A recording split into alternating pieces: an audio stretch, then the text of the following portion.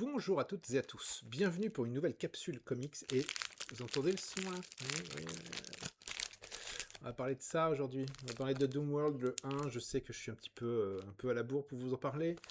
C'est le deuxième softcover lié au crossover Le règne de Fatalis. C'est les fameux blind packs, vous savez, vous avez 6 couvertures différentes avec un pourcentage de rareté différent. Alors laquelle vais-je avoir? Bon, moi je sais, hein, j'ai ouvert. Euh, Tintin, le coup de bol. Regardez, c'est la couve. C'est celle-là. Elle a 10%, je crois. 10% du tirage. Ah, allez, à une couverture près, j'avais celle de Gabriel Delotto, mais non. Bon, cette couverture, cependant, elle est signée Nick Klein et j'en suis très très content, je la trouve sublime. Voilà. Donc, maintenant voilà, on va parler du règne de Fatalis, parce que Fatalis, eh ben, il domine l'univers Marvel au cours de cet hiver 2025. Il a pris le contrôle de la planète, il a annexé tous les pays, toutes les régions de la Terre, qui deviennent donc des dépendances de la Latverie. C'est le gros event donc du moment, et vous avez deux magazines, vous avez Marvel World, dont j'ai déjà fait une capsule que vous pouvez retrouver sur la chaîne, et là donc on va parler de Doomworld, qui est le magazine annexe en quelque sorte, qui est le magazine pour les fans, parce que si vous voulez juste suivre de manière très éloignée le règne de Fatalis, ou bien One World Under Doom, c'est le nom en VO, et ben le magazine Marvel World suffit. Si vous êtes passionné par cet event, vous aurez envie d'approfondir avec Doomworld, et est-ce que ça vaut le coup donc ce Doomworld, hein, on va voir ça ensemble.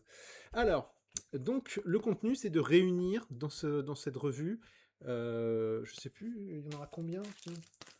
Il y en aura 8, ça va durer 8 mois, de réunir tous les tie-in, c'est-à-dire tous les épisodes annexes ou en lien avec le règne de Fatalis. Alors, donc, il y a, que je ne me trompe pas, 5 épisodes dans cette revue, tous traduits par Jérémy Ménès, j'en profite, je ne parle pas suffisamment des traducteurs, il faudrait que je vous en parle un peu plus souvent. Ça démarre avec Hulk, signé Benjamin Percy et Geoff Shaw. Alors, cette série, c'est des premiers numéros pour tous, hein, d'accord, c'est des démarrages pour chaque épisode. Ici, ça démarre avec un truc que je trouve vachement cool. Euh, Alors, je me demande si c'est pas quelque chose qu'on a déjà vu dans la série L'Incroyable Hulk, la série télé avec Bill Bixby. C'est puisque nous avons en fait le général Ross, donc qui est le Hulk, hein, qui se trouve à bord d'un avion et qui commence à s'énerver grave à bord de cet avion. Et évidemment, ça va pas bien se passer parce que c'est pas une bonne idée de mettre un Hulk dans un avion en plein vol. Vous trouvez le début cool? Ah bah ouais, mais pas de bol, en fait, c'était un rêve. Puisque, en fait, le général Ross, il est enfermé dans les cellules de la Latverie, dans les prisons de Fatalis.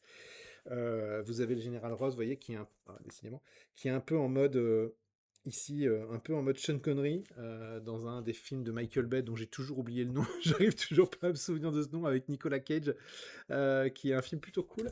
Bon, vous voyez, les dessins sont plutôt sympathiques. L'histoire, qu'est-ce que ça donne? Ouais, je rush un peu parce qu'en fait, on en a 5 à faire, hein, donc je vais aller un petit peu vite. Mais c'est plutôt cool, quoi, niveau dessin. Enfin, moi, j'aime bien, je trouve ça plutôt sympathique. Je devrais me mettre plutôt comme ça, voilà. Je suis en embuscade derrière mon livre. En fait, il n'est pas enfermé seul. Il y a plusieurs personnages enfermés avec lui, notamment Machine Man, notamment Deathlock. Et Fatalis a un plan.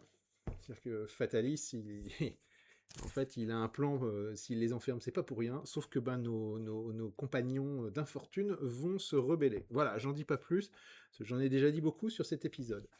Deuxième épisode, c'est le Doctor Strange d'Asgard, qui est scénarisé par Derek Landy, inconnu au bataillon chez moi, dessiné par Carlos Magno, inconnu au bataillon chez moi. C'est le premier épisode de la série Doctor Strange of Asgard.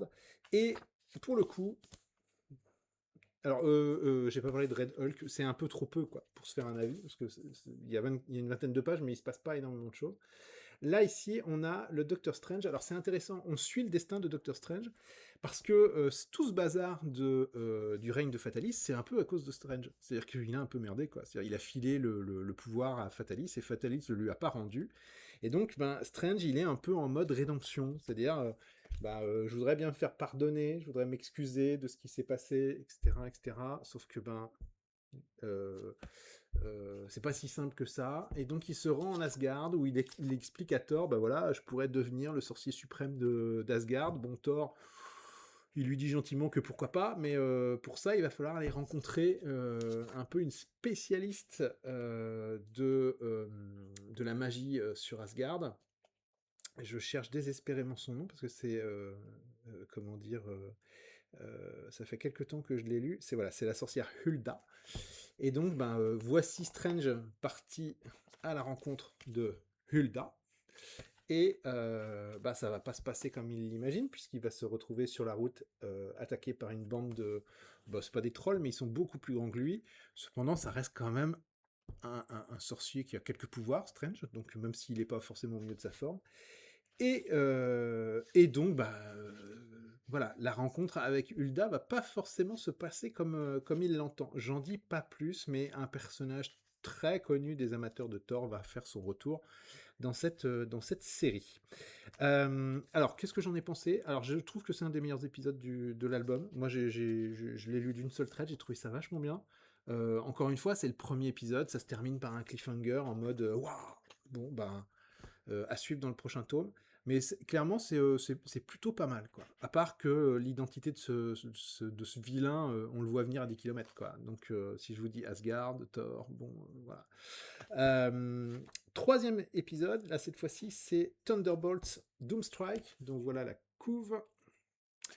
Et là, cette fois-ci, c'est intéressant, mais ça peut être un peu particulier, un peu incompréhensible pour ceux qui n'auraient pas lu le Marvel 100% de Thunderbolts, qui est sorti il y a quelques mois, dans lequel Fatalis faisait déjà une apparition. Vous aviez une équipe des Thunderbolts dirigée par euh, Bucky, hein, voilà, et qui était accompagnée de la Veuve Noire, de tout un tas de persos de second couteau.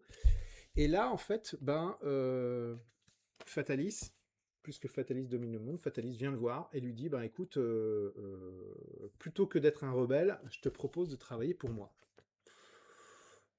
Bon, on peut pas dire que Bucky soit particulièrement content de la nouvelle. Et qu'est-ce qui va se passer? Ben, en fait, Bucky va décider d'échapper à Fatalis et de reformer une équipe de Thunderbolts pour comment dire, lutter entre guillemets contre Fatalis. Alors dans son équipe, vous avez des personnages très connus des Thunderbolts, vous avez des personnages historiques, vous avez d'autres personnages beaucoup plus récents, merci le film Thunderbolts de ce début d'année, et là cette équipe se retrouve en fait à devoir aller dans l'espace pour contrer une menace venue d'un satellite.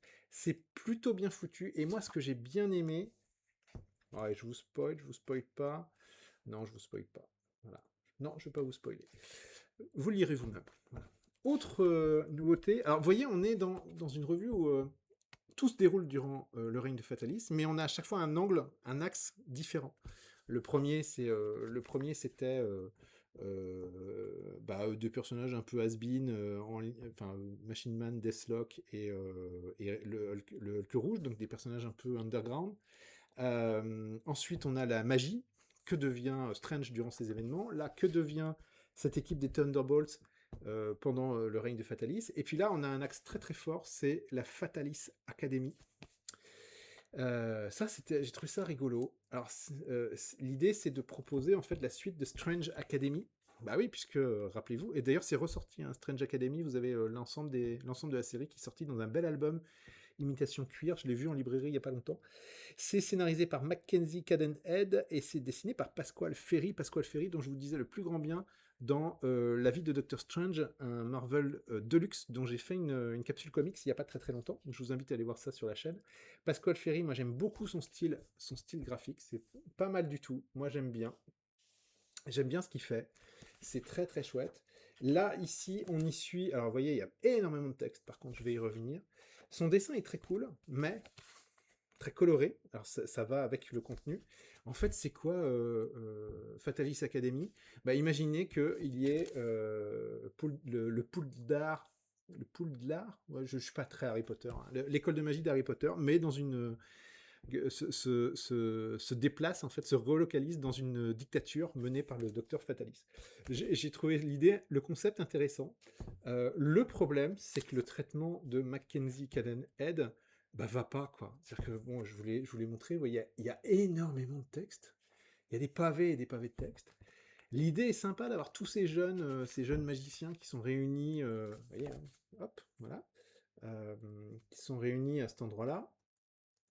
C'est pas mal, sauf que le scénario passe tout un épisode à survoler chaque personnage pour nous remettre à niveau, pour qu'on puisse comprendre ce qui se passe. Et c'est pas passionnant parce que c'est fait un peu de manière pompier, sans beaucoup de subtilité, quoi. Donc moi, ça m'a pas... c'est dommage parce que j'aime bien les dessins, je vous spoil pas la fin, j'aime bien les dessins de Pascal Ferry, ils vont bien, ils sont colorés comme il faut, parce qu'on a quand même affaire à une histoire d'enfant. Moi, il y a un petit détail par contre que j'aime bien, c'est qu'à un moment donné, il y a un personnage qui dit oui, il y a beaucoup de tableaux de représentant Victor von Fatalis, bah oui, et il y a un personnage qui dit j'ai l'impression que les tableaux me regardent. Vous voyez, c'est ici que je dis pas de bêtises, c'est là, voilà. Et effectivement, ce qu'il y a de drôle, ce que fait Pascal Ferry, c'est qu'après, dans quasiment toutes les doubles pages, vous avez un tableau de Fatalis qui regarde les personnages principaux. Moi, j'ai trouvé ça vachement fun. Vous l'aviez remarqué, vous l'aviez vu ça? Regardez, hop, là, il est là. Et puis, si ça se trouve, il est encore ailleurs. Non. Et en fait, sur chaque... non, il était 2 fois.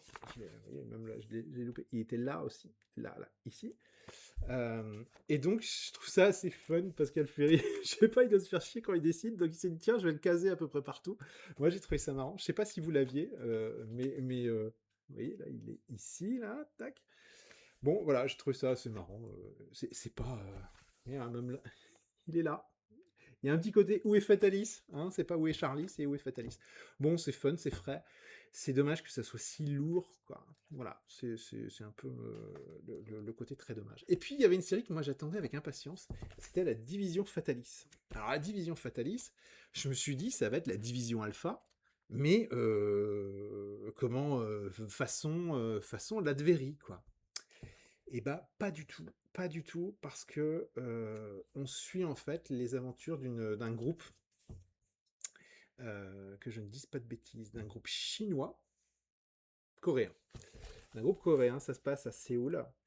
Bon, au début, il y a une statue qui prend feu comme ça, et il faut que le groupe de la division. Alors, c'est comment? C'est la division Tigre. Voilà, c'est eux. Alors, ils nous sont présentés comme si on savait qui c'était. Alors, moi, je suis resté un peu comme un con, parce que la division Tigre, ça me dit absolument rien. Et je suis en train de chercher où est-ce qu'il y a la petite ref. À un moment donné, il y a une petite ref en bas de page. Voilà. Ici, on nous dit, vous voyez la petite case là en bas, on nous dit à voir dans l'inédite mini-série Division Tigre. Bah ouais, c'est cool, mais moi, la mini-série Division Tigre, je l'ai pas vue, quoi. Donc ces personnages, ils sont un peu bombardés comme ça, en plein dans l'histoire. Alors bon, c'est ces persos qui doivent servir Fatalis.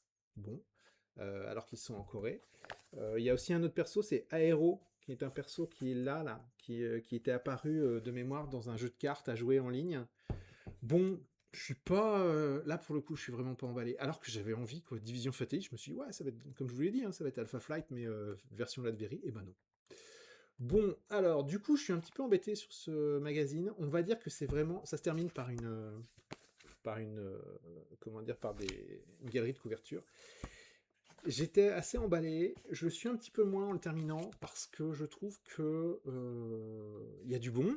Notamment les deux... Non, l'épisode de Strange. L'épisode des Thunderbolts, pardon. Euh, le premier avec Red Hulk, bon, pourquoi pas, mais après, le souci, c'est que j'ai peur que... bon, Fatalis Academy, il y a quelque chose. C'est sauvable, on peut encore en faire quelque chose. Mais la Division Tigre, là, je vois vraiment pas... Enfin, c'est un peu... Je sais, il y avait rien d'autre à mettre que ça. Bon, je sais pas. C'est vraiment donc un magazine pour les fans de Doom World, c'est-à-dire le règne de Fatalis ou One World Under Doom. C'est vraiment pas pour l'instant indispensable, quand bien même il y a un effort de nous proposer, comme je le disais, un axe de travail, de vue à chaque fois, avec des concepts originaux comme cette académie de magiciens façon Harry Potter, avec ces seconds couteaux de Thunderbolts, ou bien le destin de Strange. Malheureusement, je crains que les séries périclitent petit à petit. Donc ça sera à surveiller. Moi, j'ai trouvé ça pas mal, mais est-ce que ça a suffisamment de carburant pour durer dans le temps, sur 8 mois? J'ai comme un gros doute. Voilà.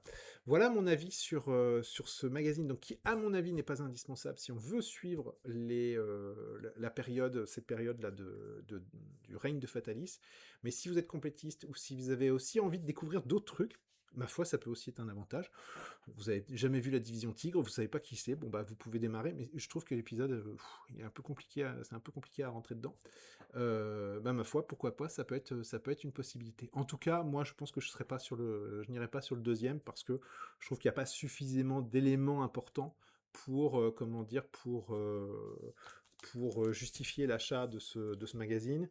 Et je me dis, ben, une des séries que j'aime bien à l'intérieur, notamment le Doctor Strange d'Asgard, ben, c'est typiquement le genre de truc qui risque peut-être de ressortir d'ici quelques temps en Deluxe, à part, avec tous les épisodes compilés. Donc,